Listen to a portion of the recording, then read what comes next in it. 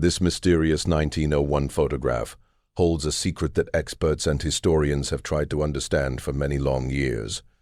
Dr. Elena Vasquez had spent more than 20 years carefully restoring old and damaged historical photographs, but she had never seen anything quite like this unusual case. It was a warm and humid August morning in 2024, and she was sitting quietly in her studio in Cambridge, Massachusetts, studying a photograph that had been delivered to her by the Boston Historical Society. The image, dated 1901, showed the wealthy Thornton family of Beacon Hill standing together in their beautiful and carefully designed garden.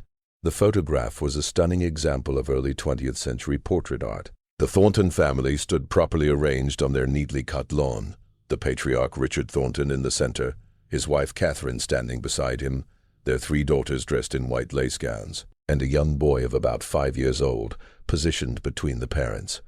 Behind them stood their large brownstone mansion, and perfectly trimmed hedges shaped the background of the scene. Elena had been hired to digitally repair the photograph, which had suffered from water damage and fading during the many decades since it was taken. She scanned the image in extremely high resolution, and then began the slow and careful process of removing marks, correcting contrast, and sharpening the fine details that time had slowly erased. It was during this detailed work, while focusing on the background areas, that she noticed something strange and unexpected. In the dark shadows beneath a large oak tree at the edge of the frame, there appeared to be a figure, someone the original viewers of the photograph would probably have ignored or mistaken for a shadow or a garden decoration. Elena increased the zoom level and used advanced digital enhancement tools, gently brightening the dark area while keeping the original details safe. Her breath stopped for a moment as the figure slowly became clear. It was a woman, a black woman, wearing simple clothing typical of a domestic servant from that time. She stood partly hidden behind the tree trunk, but her posture and placement looked intentional, not accidental. Most surprising of all, she was holding a small infant wrapped carefully in white cloth. The woman's face, now visible because of the digital enhancement, showed an expression that Elena found difficult to fully understand. There was sadness there, but also something else. Perhaps pride, perhaps quiet strength, or even defiance. Elena leaned back from her computer screen, her thoughts racing quickly. The presence of a black domestic worker in a wealthy white family's photograph would not normally be shocking. Many photographs from that period included servants, usually placed at the edges or in the background, to show the family's wealth and social position. But there was something about this woman's placement that felt both deliberate and hidden at the same time. And there was something about the way she held the infant that suggested this was more than just a simple record of household staff. Elena zoomed in closely on the baby in the woman's arms. The infant's features were not easy to see clearly, but the child appeared to be light-skinned. She then studied the young boy standing with the Thornton family. He looked around 5 years old, with light brown hair and facial features that strongly resembled the family patriarch. A possible theory slowly began forming in Elena's mind, one that made her heart beat faster. She pulled up the original work order from the Boston Historical Society. The photograph had been donated by Thornton family descendants as part of a larger collection that documented important Boston families. The attached documents identified the people in the main group as Richard Thornton, his wife Catherine, their daughters Margaret, Elizabeth, and Anne, and their nephew James, whose parents had reportedly died in a cholera outbreak, leaving him an orphan. But there was no mention of the woman standing in the shadows, and no mention at all of the infant she was holding. Elena spent the rest of the day researching the Thornton family history. Richard Thornton had been a successful textile merchant and one of the wealthiest men in Boston in the early 1900s. His family was well known in Boston society. They attended respected churches, hosted grand social events, and served on charitable boards. Catherine came from old Boston wealth, with family roots that could be traced back to colonial times. The household employed several domestic servants, as was common for families of their high social status. Elena found census records listing multiple black servants working in the Thornton household in both 1900 and 1910. However, identifying which woman appeared in the photograph required deeper research. As evening came, Elena printed a high-resolution copy of the enhanced photograph and pinned it to the wall of her studio. She could not stop staring at the woman in the shadows. at the baby in her arms, at the expression on her face that seemed to Elena like someone trying to quietly claim something that had been taken from her, even if only through the image of a photograph. Something important had happened in that household, something that had been carefully hidden in plain sight for more than a century. And Elena felt determined to uncover the full truth. The next morning, Elena contacted the Boston Historical Society and spoke with the curator who had originally sent her the photograph. Dr. Patricia Chen listened closely as Elena described what she had found in the enhanced image. Elena explained that she had studied hundreds of photographs from that era, and the placement of this woman did not seem accidental. She said the woman had been positioned carefully where she would technically be visible, but easily overlooked, especially in lower quality prints. Patricia sounded interested. She explained that the Thornton family had donated the collection only 6 months earlier. The current family members said they were simply clearing out an old estate and thought the Historical Society might want the materials. They did not show any strong interest in the actual contents. Patricia asked if Elena believed there was truly a hidden story worth investigating. Elena replied with confidence that she was certain there was, but she would need access to additional records, including employment papers, birth certificates, and any documents that might identify the woman and the infant. Patricia agreed to assist. Together they carefully searched through the Thornton family papers that had been donated along with the photographs. They found business records, personal letters, property documents, and detailed household account books covering the years from 1890 to 1920. In one household account book from 1901, they discovered regular payments made to several domestic workers, including a clear entry that read, Clara Washington, cook and housemaid, $8 per month plus room. The entry began in 1899 and continued until 1902, when it suddenly stopped with a single word written in the margin, dismissed. Elena felt a strong sense of recognition when she read the name Clara Washington. She carefully photographed the page and noted the dates.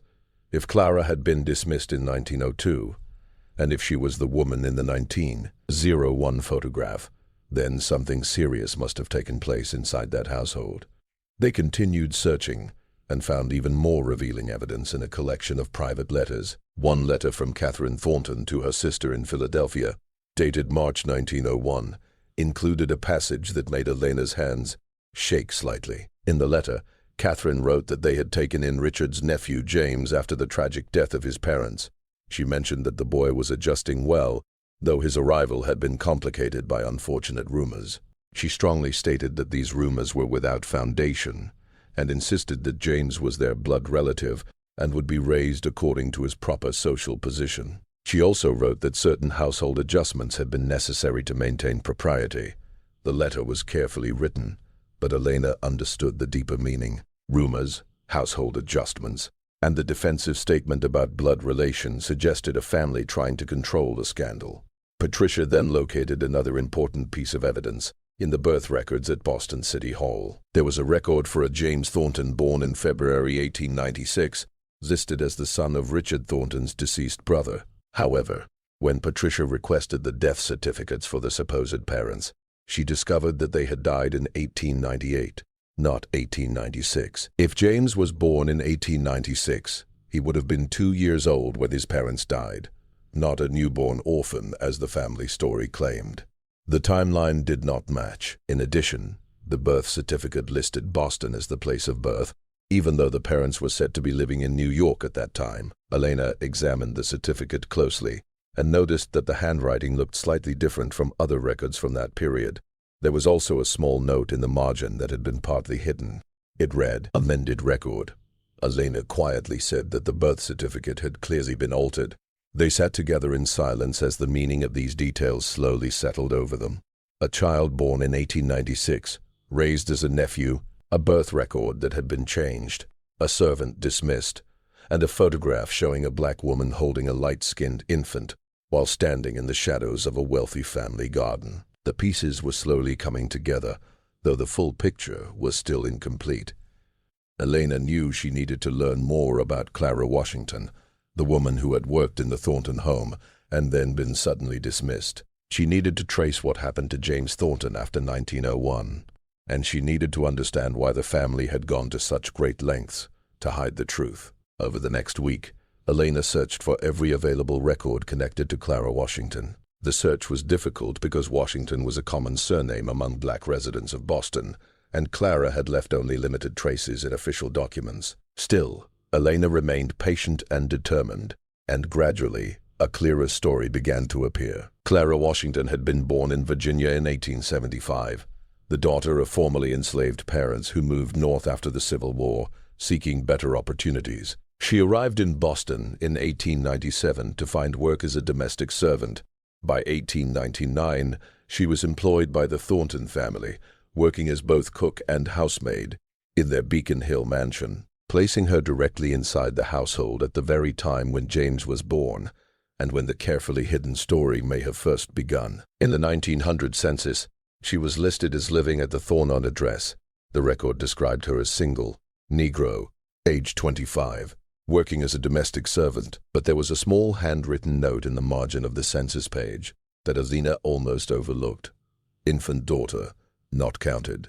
The "is" remark was unusual and suggested that the census taker had not been sure how to record a child in that home.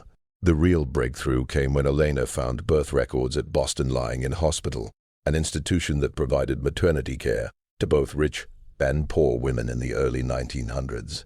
Among the entries from February 1896 was one for Clara Washington, Negro, age 21, who delivered a male infant. The father's name was written as unknown, but there was more. Attached to the hospital record was a note from the doctor in charge, patient employed by R. Thornton family. Infant, to stay with mother in Thornton household as per family agreement. Fee paid by R. Thornton. Elena's theory was becoming stronger. Clara had given birth to a son in February 1896 while working for the Thornton family. Richard Thornton had paid the hospital bill, and somehow this baby had later become James Thornton, the so-called orphaned nephew. She needed to learn what happened to Clara after she was dismissed in 1902. Using city directories and church files, Elena followed Clara's path after she left the Thornton home. She found Clara listed in 1903 as living in a boarding house in Boston's South End, working as a lairess. But after that year, the trail stopped. There were no census listings, no job records, no death certificate. Then Patricia made a discovery that changed everything. In the archives of the African Methodist Episcopal Church in Boston, she located a baptism record from 1896 for James Washington, son of Clara Washington. The baptism happened only weeks after the hospital birth entry, and it clearly gave the child's last name as Washington, not Thornton. The church files also held something else, a letter from Clara to the church pastor, dated 1902. Patricia photographed the letter and sent it to Elena right away. Elena read Clara's words with rising emotion. Reverend Williams, I write to you in deep distress, not knowing where else to seek help. You baptized my son James 6 years ago, and I have raised him with love despite the hard circumstances of his birth. His father, a man of high standing whose name I will not mention, supported us while demanding complete silence about his paternity. Now that man's wife has decided that my presence in their household is no longer welcome, she has insisted that I be let go, and worse, she has said that James will stay with them to be raised as their own relative.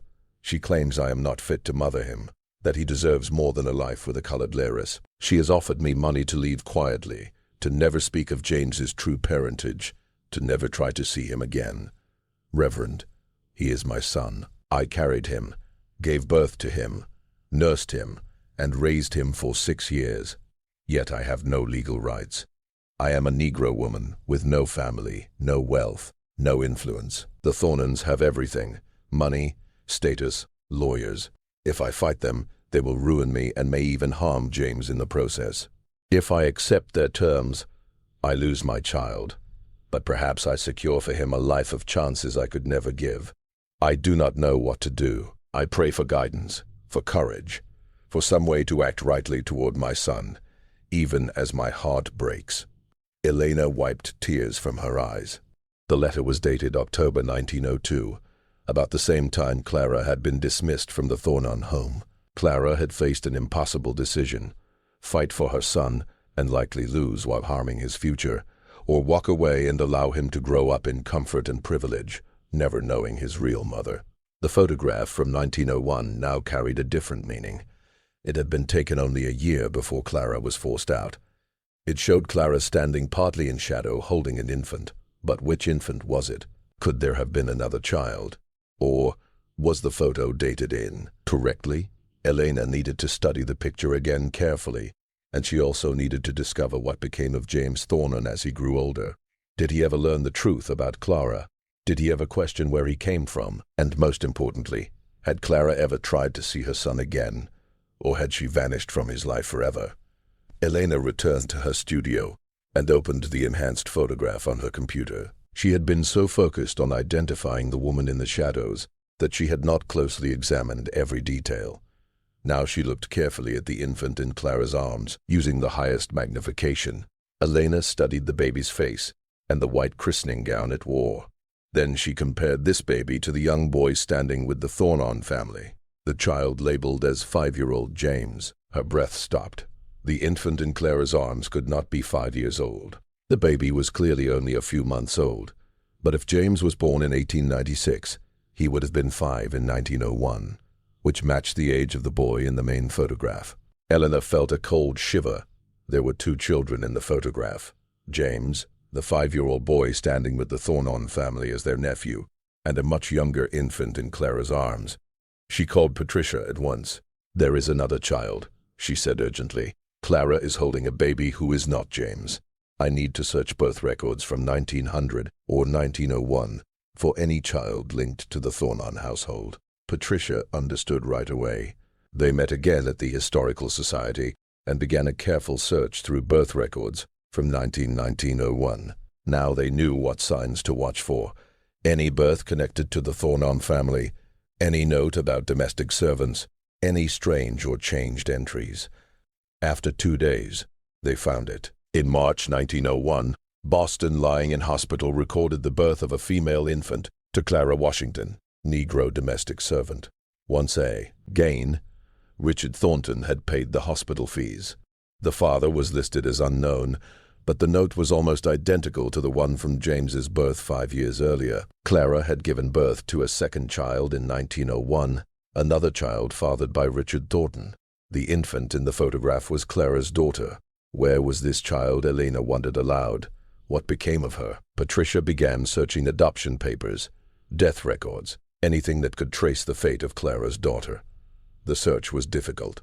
Adoption records from that time were often sealed or poorly kept, and many children born to unmarried mothers simply vanished from official files. Then Patricia discovered something in the records of the Boston Home for Colored Children, an orphanage that operated in the early 1900s.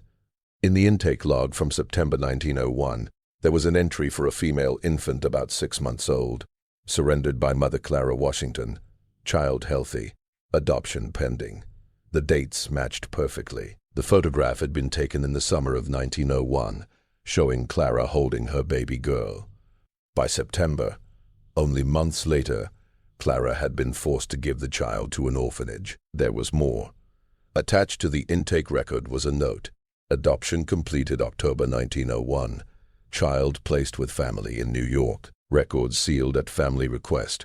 Large donation received from anonymous benefactor to support orphanage operations. Elena understood.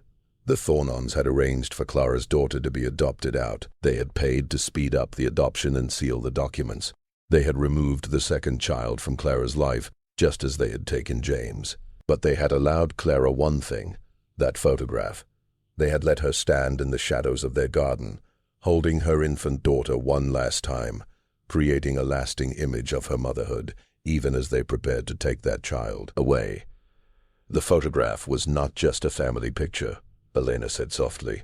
It was Clara's final chance to be seen as a mother, even if only at the edge of the image, even if only in shadow. Someone in that family, maybe Richard himself, maybe even Catherine, understood that Clara deserved at least that small mercy. Patricia nodded slowly. But why keep the photograph? Why not destroy it if it showed proof of their secret? Because someone wanted the truth saved, Elena replied. Even if it stayed hidden, even if it took more than 100 years to uncover, someone wanted Clara's motherhood remembered. Elena then turned her research to James Thornton, the son Clara lost when he was 6 years old. What happened to him? Did he live his whole life believing he was Richard Thornton's nephew, never knowing his mother had been dismissed from the home when he was a child? She started with census records, following James through the years. In 1910, at age 14, he appeared in the Thornton household, listed as nephew and attending preparatory school. By 1920, at age 24, he had finished Harvard Law School and was working at a Boston law office. The 1930 census listed James Thornton, age 34, married to a woman named Elizabeth, living in Boston's Back Bay with 2 small children. His job was attorney. He had clearly achieved success and respect, but there was something else in the 1930 census that caught Elena's eye. Under race, James was listed as white, but in the margin there was a faint note that read, mulatto, amended. Someone had first recorded James as mixed race, then changed it to white. Elena's heart beat faster. Had there been doubts about James's racial identity? Had someone noticed that he did not look fully white? Or had whispers about his true parentage followed him into adult life? She searched old newspaper archives, looking for any mention of James Thornton. What she discovered amazed her. In 1935, James had made headlines by taking on a controversial case, defending a black family who had been denied housing rights, standing boldly in court for justice, unaware perhaps that his own hidden history was tied closely to the very struggle he chose to fight. Been forcefully removed from their home in a mostly white neighborhood in Boston. The case had drawn wide attention because James, a white lawyer from a respected Boston family, had worked without pay to defend the black family against rich white property owners. He won the case, setting an important example that weakened unfair housing discrimination. In the years that followed, Ellen learned that James Thornton had become one of Boston's leading civil rights lawyers. He defended many black clients, fought against segregation in schools and public places, and played a key role in several major cases that pushed racial justice forward in Massachusetts. In 1954, the same year as the Brown v. Board of Education ruling, James gave a speech at the NAACP's Boston chapter that was reported in local newspapers. Elena found a copy of his speech in the archives. I stand before you today as someone who has benefited from privilege my entire life, the privilege of education, of social status, of being treated with respect simply because of the color of my skin. But I also stand before you as someone who understands that justice delayed is justice denied, that separate is never equal, and that we cannot rest until every person in this nation enjoys the full rights and dignity promised by our Constitution. The speech was moving, but what caught Elena's attention was a short paragraph near the end. There are people in our lives who love us, who sacrifice for us, whose efforts go unseen and unrecognized. We owe them a debt we can never fully repay. The least we can do is work for a world where such sacrifices are no longer required, where love and family are not limited by the false boundaries of race. Elena wondered if James had known the truth. Had he somehow discovered the story of Clara?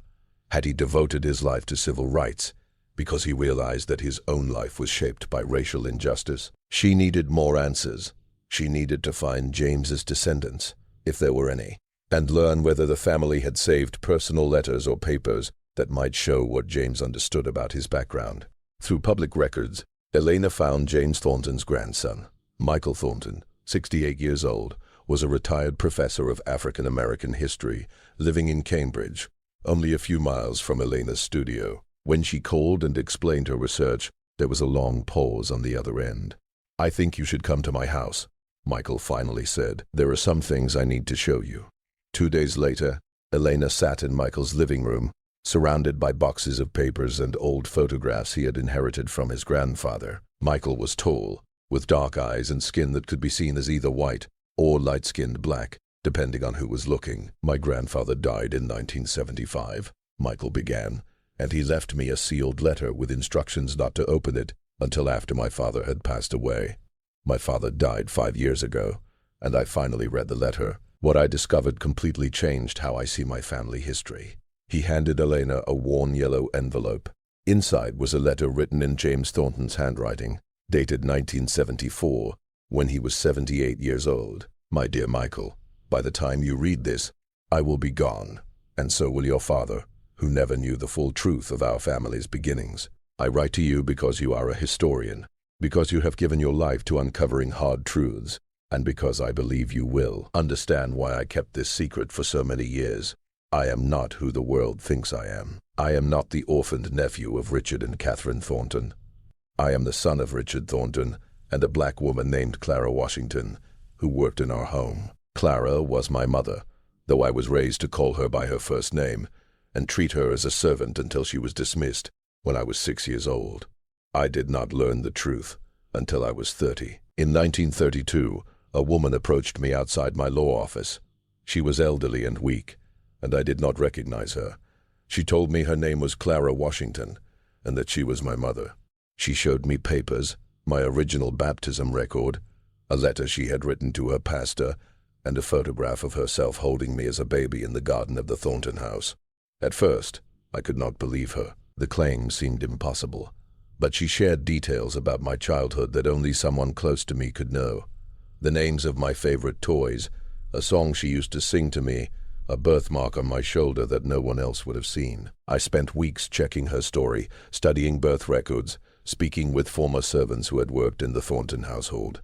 Everything she said was true. I was the son of a black woman, raised as white, given every advantage while my mother was pushed out of my life.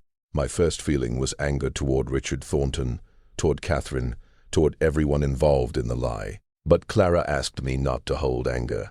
She said she had made peace with what had happened. She had watched from afar as I grew up, went to university, and became a lawyer. She told me she was proud of me, and that she had never regretted carrying me, giving birth to me, loving me during the 6 years we had together. She also told me about my sister, a daughter born 5 years after me, also fathered by Richard Thornton. That baby had been taken from her and adopted away. Clara had searched for her for years, but never found her. She showed me a photograph, the same one I now keep in my desk, showing her holding an infant in the Thornton garden. My sister, she said, was the baby in her arms.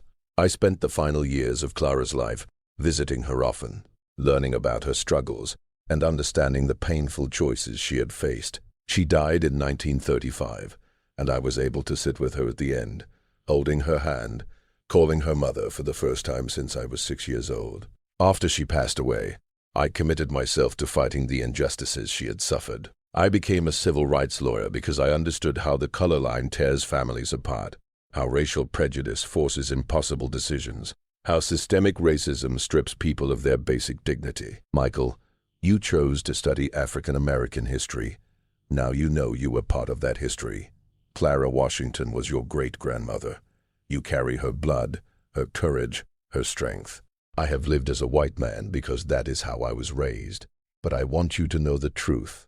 I want you to honor Clara's memory, and I want you to find my sister if any trace of her can still be found. Your grandfather, James. Eleanor sat in shocked silence. Michael had tears streaming down his face. I have been searching for my great-aunt for 5 years, he said. I have followed adoption records, looked for children adopted from the Boston Home for Colored Children in 1901, tried to find any link, but the records are sealed or missing. I keep reaching dead ends. Elena thought about the photograph, about Clara standing in the background holding her baby daughter. That photograph is the key, she said. It is the only clear visual proof that your great-aunt existed. If we can share it widely, reach out to genealogists and historians, someone might recognize a family story or find documents that connect. Michael nodded slowly. My grandfather spent 40 years fighting for civil rights, never publicly sharing his own connection to the black community. He carried that secret, honoring Clara in private, while living as white in public. And now you have found the photograph that confirms everything he wrote in that letter. There is something more, Elena said gently. Your grandfather became one of Boston's most important civil rights lawyers. His work changed lives, influenced laws, and shaped this city. That legacy came directly from Clara, from understanding what she went through, from knowing that his very existence came from exploitation and injustice that he then spent his life fighting. Clara's legacy, Michael said quietly, not the Thornton name. Everything James achieved grew from her strength, her sacrifice, her love. Elena and Michael spent the next 3 months preparing to share the truth about the 1901 photograph. They collected all the proof, birth records, hospital papers, Clara's letters, James's confession, and the photograph itself, carefully checking every detail. Michael reached out to other relatives, some shocked by the news, others admitting they had always felt something unusual about the family story. In November 2024, the Boston Historical Society held a press conference to reveal the discovery.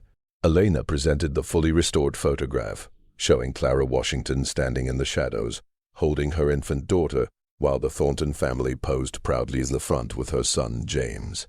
The story spread across the country. Major newspapers published detailed articles about the image and the secret it had hidden for 123 years. Television programs interviewed Elena and Michael. The photograph spread quickly on social media, starting deep conversations about hidden histories, racial injustice, and the complicated truth of American families. But the most meaningful response came from an unexpected place. 3 days after the press conference, Michael received an email from a woman named Diane Roberts in Harlem, New York. She was 79 years old, and she believed she might be a descendant of Clara Washington's daughter. Michael called her right away, and what Diane shared made his hands tremble. Her grandmother, who had died in 1980, had been adopted as a baby from a Boston orphanage in 1901. She had been told that her mother was a domestic worker who could not raise her, but no other details were given. The grandmother grew up in New York, later married and had children, always wondering where she truly came from. But there was more to the story waiting to be uncovered. Diane said it might be something different. My grandmother kept a small picture that had apparently been given to the adoptive family. It shows a black woman standing in a garden, and my grandmother always said she believed it could be her birth mother, though she never had solid proof. Michael asked Diane to send him the picture. When it arrived, 2 days later, his heart almost stopped. It was another print of the same 1901 photograph that Elena had carefully restored, but this version had been trimmed to show only Clara and the baby, with the Thornton family cut out of the frame. Someone, maybe Richard Thornton, maybe another member of the household, had given Clara's daughter a photograph of her mother holding her close. It had been an act of quiet kindness, a way of making sure that even though the child would grow up with strangers, she would at least have one image tying her to the woman who gave her life. Elena arranged for Diane to travel to Boston. When Diane arrived, Michael met her at the airport, and they looked at each other in amazement. They shared a great-great-grandmother. They were family, separated for more than 100 years by adoption, by racial prejudice, by careful secrecy, but family all the same. At the Historical Society, Elena showed Diane the complete photograph, pointing out Clara standing partly in the shadows. Diane cried as she studied her great-great-grandmother's face with certainty for the first time. She was beautiful, Diane whispered. She looked strong and proud. Look at the way she is holding that baby, holding me. She loved me. Even knowing she would have to let me go, she loved me. Michael showed Diane the letter his grandfather James had written. The confession explained that he and Diane's grandmother had been brother and sister, both children of Clara Washington and Richard Thornton, separated and raised in very different worlds. My grandmother lived her whole life as a black woman, Diane said. She married a black man, raised black children, survived segregation and the civil rights movement. She never knew she had a brother who was passing as white, who was fighting for civil rights from the other side of the color line. They were both Clara's children, Michael said quietly, both carrying her strength, both shaped by the injustice that tore them away from her. James fought his battles in the courts. And your grandmother, what path did she choose? Diane smiled through her tears. She was a teacher in Harlem for 40 years. She taught hundreds of black children. She told them they were smart and capable. She prepared them for a world that would try to convince them they were less. She did for other people's children what Clara could not do for her own. She loved them, believed in them, stood up for them. Elena listened and understood something deep and powerful.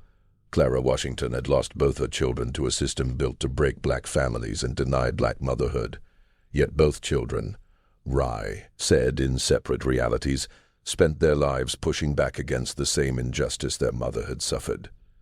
James through the legal system, Diane's grandmother, inside the classroom. Both had carried Clara's love and courage into work that changed many lives. The discovery of the photograph's secret started a larger discussion about hidden black ancestry inside white American families and the many black mothers who had been separated from their children throughout history. Historians began reviewing other family photographs from that period, searching for similar images of black domestic workers placed at the edges, wondering how many other Claras were hidden in plain sight. Michael and Diane worked together on a project to honor Clara's memory. They created the Clara Washington Foundation, dedicated to researching and recording cases of forced family separation during the Jim Crow era and supporting genealogical research for African Americans trying to trace relatives lost through adoption, migration, or racial violence. They partnered with the Boston Historical Society to build a permanent exhibit about Clara, James, and the photograph. The exhibit included the restored image, Clara's letters, James's confession, and modern reflections on how racial injustice shaped American families. Elena added to the exhibit by creating a collection of enhanced images that focused on different parts of the photograph.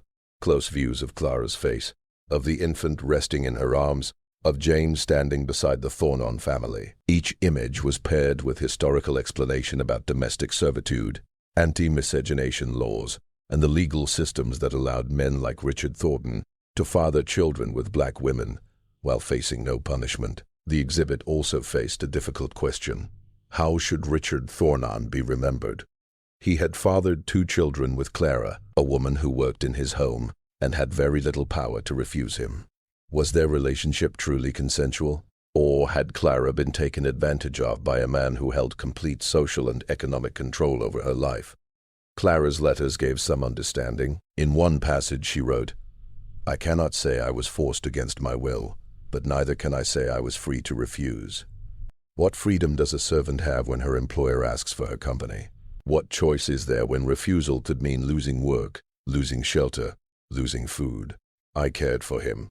I will not deny that. But care that exists within such unequal power cannot truly be called love. The exhibit recognized this complexity. It presented Richard Thornton not as a simple villain, nor as a hero ahead of his time, but as a man who participated in a system of racial and economic exploitation, even while sometimes showing small acts of mercy, paying Clara's hospital bills, allowing her to keep James for 6 years, perhaps even arranging the photograph that preserved her identity as a mother. The photograph itself became widely known. It appeared in textbooks and classrooms to teach about hidden histories and the complicated story of race in America. Museums across the country requested copies. Artists created new works inspired by Clara's image, honoring her dignity and grieving the children taken from her. Yet the most meaningful legacy came from the descendants. Michael and Diane, brought together by the discovery of their shared ancestry, became close friends. They introduced their children and grandchildren to one another, rebuilding family ties that had been cut for over a century. Michael's children and grandchildren, who had always identified as white, now had to face their black ancestry and what it meant for their sense of self. Some accepted it quickly, feeling it explained something they had long felt but never understood.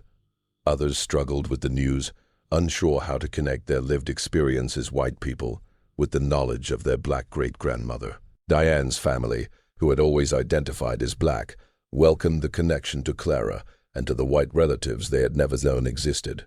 Still, there was pain and complexity. There was hurt in learning that Clara's son had lived as white, while their ancestor endured the full force of racial discrimination. There were hard questions about what it meant that some of Clara's descendants had gained advantages from whiteness, while others had not.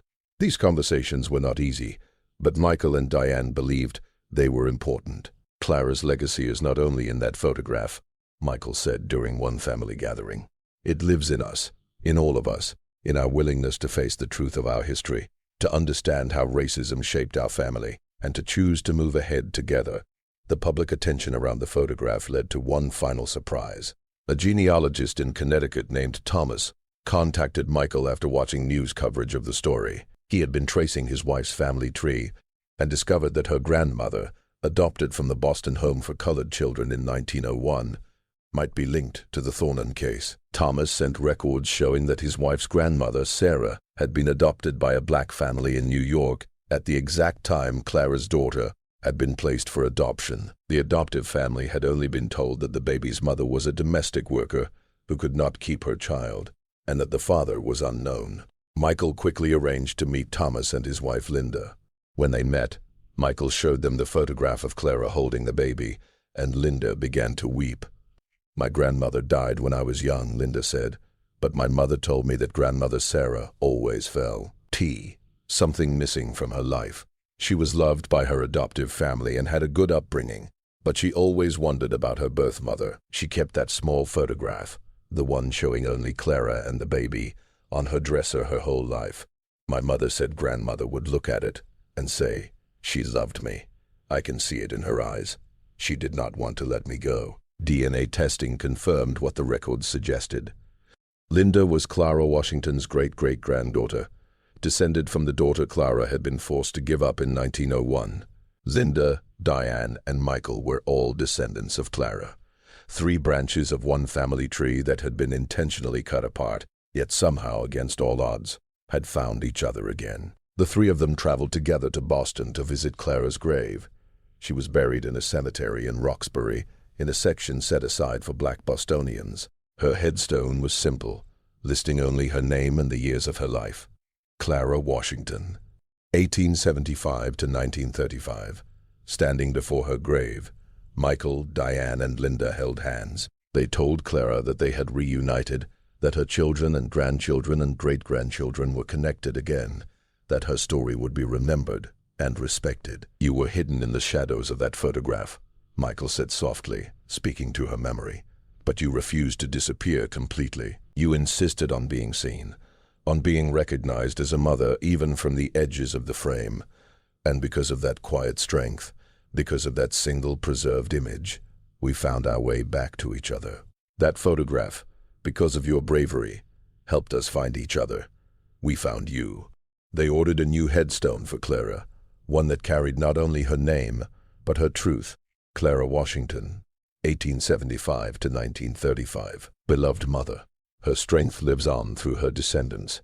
The dedication service for the new headstone was attended by more than 100 people. Descendants of Clara, descendants of James, former students of Diane's grandmother, attorneys who had worked with James Thornton, historians who were moved by the discovery of the photograph, all gathered together. Elena spoke during the ceremony, describing how she had discovered Clara hidden in the shadows of the family picture, how digital restoration uncovered what had been concealed for 123 years. Clara Washington was made invisible by a society that denied black women their humanity and denied black mothers the right to their own children, Elena said. Yet she found a way to be seen. She stood in that garden holding her baby and made sure she was photographed. That quiet act of resistance, that refusal to disappear completely, is what allowed her story to live on. Clara knew she might never speak her truth openly, but she made sure there would be proof, made sure that one day someone might look closely enough to truly see her. After the ceremony, Linda walked up to Elena with tears running down her cheeks. "Thank you," she said softly. "Thank you for looking carefully. Thank you for seeing my great-grandmother. Thank you for not letting her remain hidden." Elena hugged her deeply. Why, moved by the meaning this discovery had for Clara's descendants.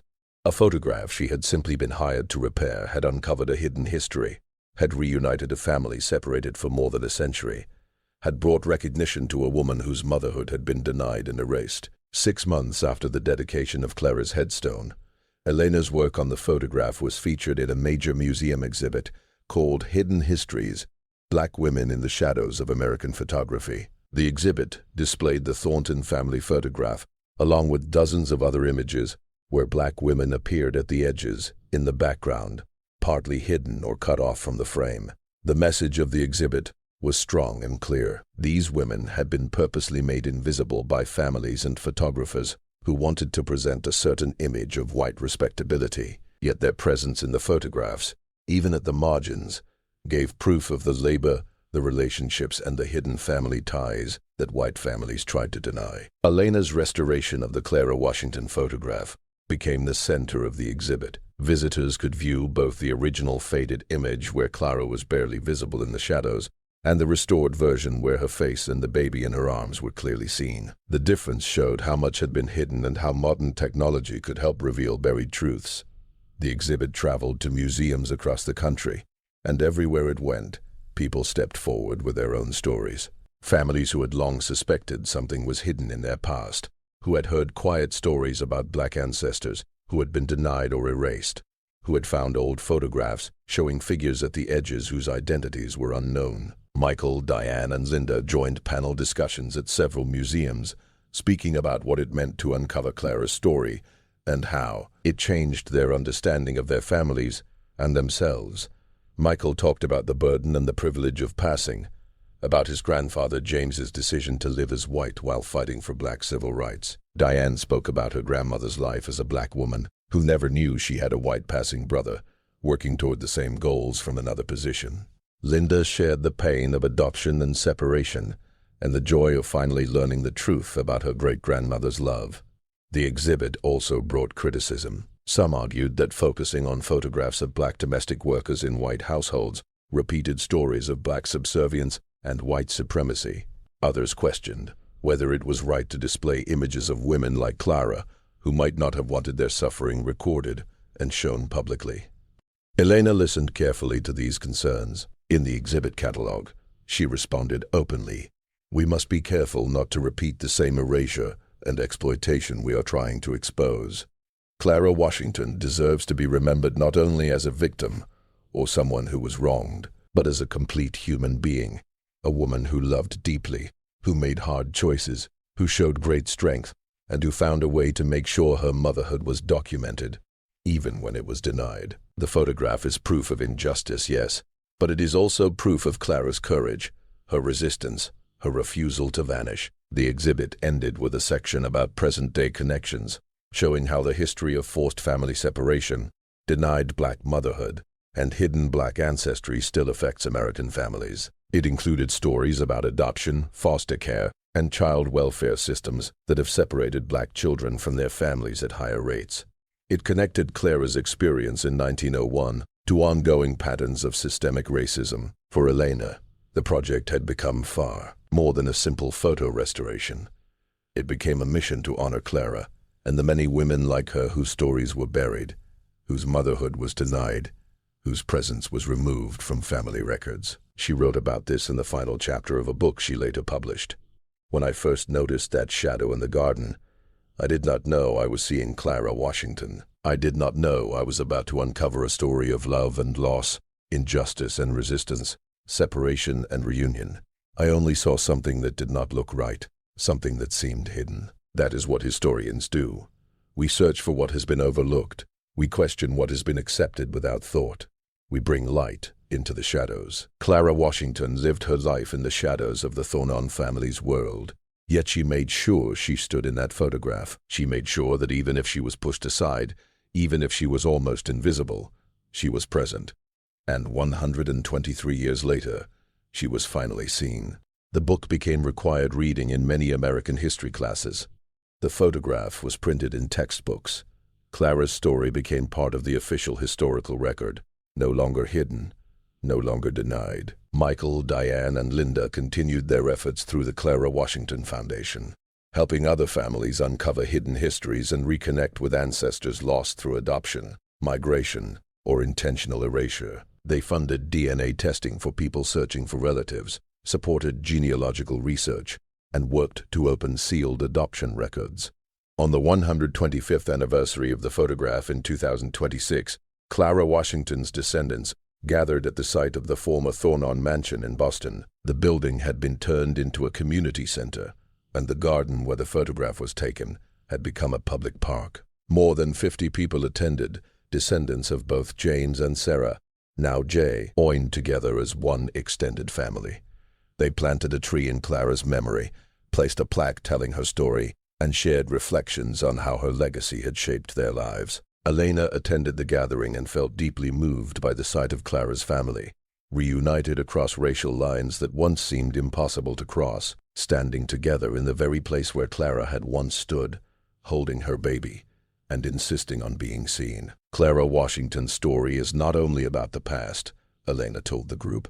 It is about how we choose to remember, how we honor those whose voices were silenced, whose presence was denied, whose love was hidden. By bringing Clara out of the shadows and sharing her truth, we are not only correcting history, we are affirming that every mother matters, that every person deserves to be recognized, that justice can arrive even 123 years late. As the sun went down over the garden, Elena looked once more at the photograph that had begun this entire journey. Clara Washington stood in the shadows, holding her infant daughter, her face now clearly visible to the world. She was no longer hidden. She was no longer erased. She was finally, fully, undeniably seen.